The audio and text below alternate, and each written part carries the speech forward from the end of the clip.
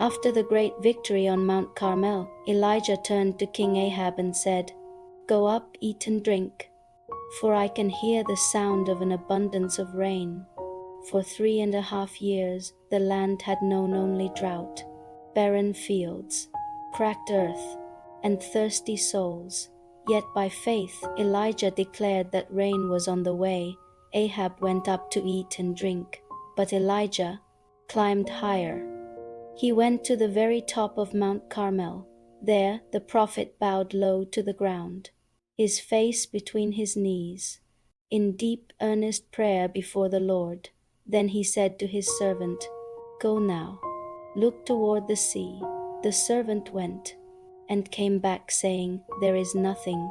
Elijah did not give up. He said again, "Go," once, twice, 3 times the servant looked and still saw nothing.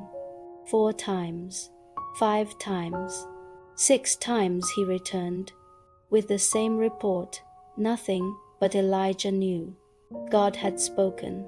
So once more he said, "Go again." And on the 7th time, the servant's voice broke through with hope. Behold, a cloud, as small as a man's hand, rising out of the sea. Elijah said, "Go quickly, tell Ahab, prepare your chariot, and go down before the rain stops you." And even as they spoke, the sky began to darken, the wind rose, black clouds gathered, and suddenly, after years of drought, heavy rain poured down upon the land.